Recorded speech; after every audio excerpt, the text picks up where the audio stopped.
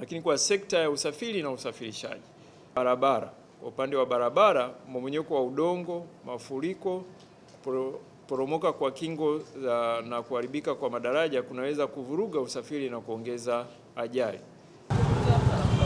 Tarehe 17 mwezi Agosti mwaka huu, mkurugenzi mkuu wa mamlaka ya hali ya hewa nchini Dr. Ladislaus Changa aliutangazia umma kuwa mwishoni mwa mwezi wa 9 kutakuwa kuna uwepo wa mvua za El Nino yenye nguvu na kutoa tahadhari katika sekta ya miundombinu na usafirishaji. Hii leo tutakwenda kupita maeneo mbalimbali katika jiji la Dar es Salaam kuangalia watu wote ambao wanatumia usafiri wa bodaboda. Je, madereva wanapata changamoto gani? Ungana nami Lisungu David Kambona. Na sasa tunapanda pikipiki yetu ili kwenda kuangalia maeneo mbalimbali katika jiji la Dar es Salaam kuweza kuona hali itakavyokuwa katika maeneo mbalimbali. Kwanza, jina lako nani? Mimi naitwa Gregory Stefano Tabaga. Gregory, maarufu kama mtafiti. Ndio. Labda tuambie, wakati wa mvua huwa kuna changamoto gani huko barabarani? Changamoto wakati wa mvua, kitu cha kwanza kinachojitokeza, mvua zikiwa zile ndogo ndogo, tunapata changamoto ya kupata wateja, kwa sababu wengi watakimbilia usafiri wa bajaji au gari kwa sababu ya mazingira. Lakini angalau inapotokea mvua zile kubwa za wastani ambazo sio kubwa sana, hali ile inageuka, inakuwa upande wa faida kwa bodaboda, kwa sababu mvua zikiwa nyingi kidogo zinasababisha msongamano mwingi wa magari. Kitendo kile kinapelekea abiria kushindwa kufika kwenye maeneo yao ya kazi kwa wakati, kwa hiyo wanalazimika kupanda pikipiki, na wanavyolazimika kupanda pikipiki, kwa kuwa hali kama ile inakuwa tayari ni ya changamoto, na abiria wanakuwa ni wengi, ambao wengi walikuwa wanapenda kupanda magari wanalazimika kukimbilia kwenye pikipiki. Hali ile inaleta uhaba wa pikipiki kwa kiasi kwamba hata sehemu ambapo ulikuwa unaweza kwenda kwa shilingi labda 5,000 inakuwa rahisi mtu kukulipa shilingi 7,000 au hata 8,000 kulingana na uhaba wa pikipiki, zinakuwa ni chache, abiria ni wengi. Labda wewe unafuatilia taarifa za hali ya hewa? Kwa mbali sana, ila sio sana.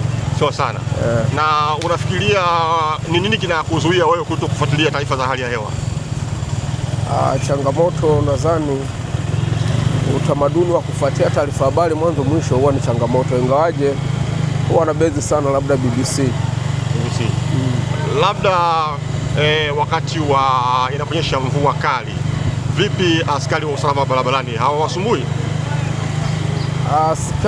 Askari, mvua ziwepo zisiwepo, wanasumbua, kwa sababu moja ya vitu ambavyo wanasumbua askari ni pale ambapo kweli makosa yapo, lakini unakuta inapotokea hali ya msongamano kidogo, wao ndio wanachukulia faida. Na mbaya zaidi kwa upande wa bodaboda, hata wakikukamata ukana uwezo wa kutoa maelezo kidogo, huwa hawezi kukusikiliza kiurahisi kulingana na namna wanavyotuchukulia.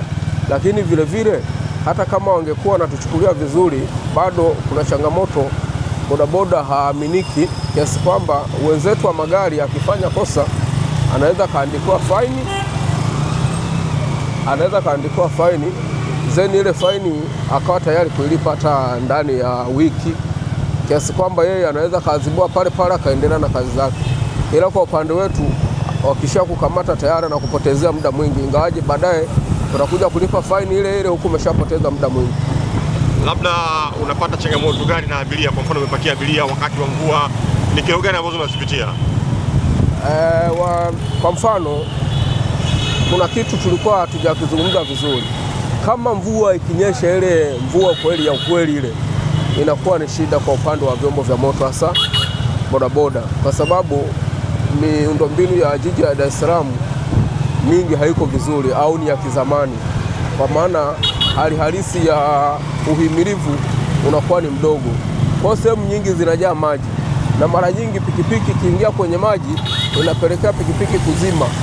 Kwa inakuwa changamoto kubwa sana mvua zikiwa kali sana. Tena kwa tetesi inayoisikia kwamba kuna mvua kali ambayo ina nguvu ya El Nino ambayo yenyewe inasababishwa na joto katika bahari ya Pacific. Sasa mvua imekuwa kali, barabara zipitiki. Nyinyi mvua mnatumia njia gani ili kurahisisha usafiri wenu wa bodaboda pamoja na bajaji hizi? Ni ngumu kupata njia mbadala kwa sababu maji yanajaa barabarani, na akishajaa barabarani ukijaribu kuforce kupita ni mawili. Aidha unaweza ukakuta hata yalikuwa ni maporomoko ya yani kwamba matembezi ya maji yale ya kawaida. Yale matembezi ya maji ya kawaida, kuna sehemu nyingine chombo cha moto kama pikipiki kwa sababu ni kidogo kinaweza kikavutwa na yale maji. Kwa kama na abiria ni changamoto kubwa sana. Lakini kama nilivyotangulia kusema, kingine ambacho ni kibaya zaidi ni pale ambapo pikipiki kiingia kwenye maji nazima. Kwa hiyo kisha kuzima, athari zake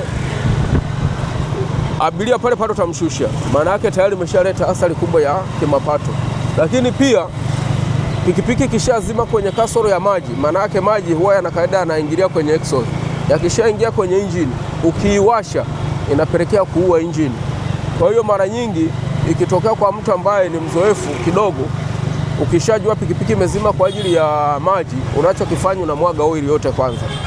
Lakini kuna mara kadhaa mnapita kwenye hizi barabara za mwendo kasi ambazo nyinyi kisheria mmekatazwa kupita, na mnapita barabara hizo wakati wa mvua.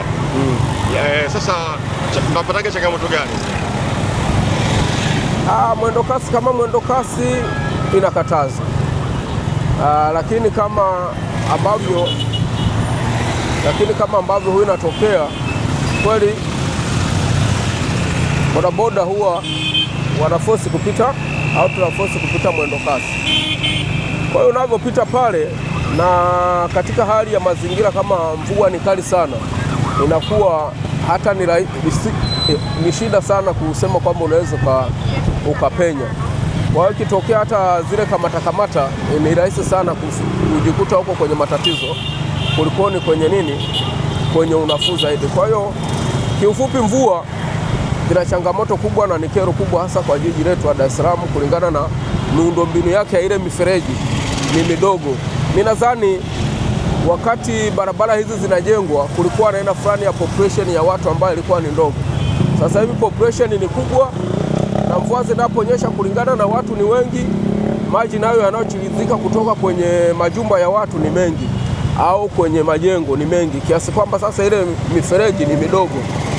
Kwa hiyo inaleta hali ya sitofahamu ambayo kwa vyovyote vile inatuathiri sana.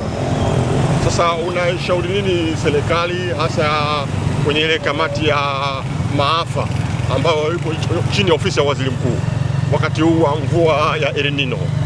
Mimi ninachoweza kushauri, kama ambavyo tumeona wamejitahidi, barabara nyingi wanajaribu kuzitengenezea maboresho, wajikite kwenye mifereji endane na uhalisia wa wingi wa watu waliopo kwenye jiji la Dar es Salaam tofauti na zamani, na isiwe tu kwamba naongelea jiji la Dar es Salaam peke yake. Mimi nadhani itakuwa ni nchi nzima. Miundombinu ya zamani na sasa hivi haiwezi kuhimili.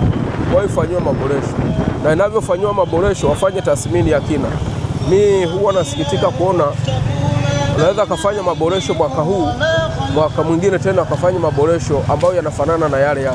Sasa hii inakuwa ni kazi ambayo imefanyika bila tathmini ya kina, kiasi kwamba kweli wanaitikia wito kwa muda fulani, ingawaje kwa kuchelewa, lakini sasa rasilimali zinaenda bure pale ambapo kazi ambayo ilitakiwa ifanyike mwaka huu inakuja inafanyika tena mwaka mwingine, gharama zinakuwa zingine. Kwa matumizi yale yangeweza kuelekezwa sehemu zingine, nadhani nchi ingeweza hata kulani vizuri. Kwa mimi nishauri serikali, hasa upande wa miundombinu, mainjinia wafanye kazi yao. Sasa unaishauri nini mamlaka ya hali ya hewa ili waweze kuwafikia hata nyinyi madereva bodaboda na abiria wenu kwa ujumla? Unawashauri watumie njia gani? Mimi nadhani changamoto haipo kwa watu kuifuatilia TMA. Kinachotokea ni nini, ndugu yangu? Mara nyingi tabiri hizi za TMA kwa kiasi fulani kipindi cha nyuma walikuwa wanaweza kutabiri leo kutakuwa na mvua, halafu mvua isiwepo. Tofasiri yake ni nini? Kesho wewe ukisikiliza habari kama hilo unaweza usitilie manani, au hata kipindi chao kikifika cha utabiri wa hali ya hewa unaweza kaona hii haina mpango wote, kwa sababu wanaweza kasema hivyo alafu vikatokea vitu vingine. Na ingawaje sitaki kuwalaumu sana TMA, labda changamoto yao ni mitambo ya kuweza kufuatilia kwa uhalisia kama wenzetu hawana. Kwa hiyo serikali iwekeze, inunue vifaa vinavyoweza kufanya kazi kwa kiwango ambacho duniani tunaona wakisema kitu fulani kinatokea na kweli kinaenda kutokea. Hata kama akikutokea lakini angalau kinatokea, lakini angalau inakuwa sio kwa kubore, lakini at least kile wanachokisema kinaonekana kweli. Kwa hiyo ni rahisi taarifa kama hili kitokea, bwana kuna tatizo fulani linakuja kimbunga nini, wakaitoa TMA, inakuwa rahisi watu kuanza kufuatilia, na yanapotokea kwa uhalisia ule ule ambao wameusema, mimi na uhakika hakuna mtu ambaye anataka matatizo. Ukishatahadharishwa utajua namna ya kujiepusha na utafuatilia vipindi. Kwa hiyo serikali jitahidi sana sana sana kuelimisha watu juu ya hili, ili mwisho wa siku madhara hata kama yanatokea, basi watu wao wamejiandaa namna ya kuyaepuka. Asante sana na kufanya mahojiano nayo mazuri. Bila shaka kutoka sasa utakuwa unaifuatilia kwa karibu zaidi mamlaka ya hali ya hewa TMA. Labda ungewatambulisha tena watazamaji, jina lako nani? Naitwa Gregory Stefano Tabaga, maarufu hapa kijiweni kwangu. Habari za wakati huu mpenzi mtazamaji, karibu katika utabiri wa hali ya hewa wa saa 24 zijazo.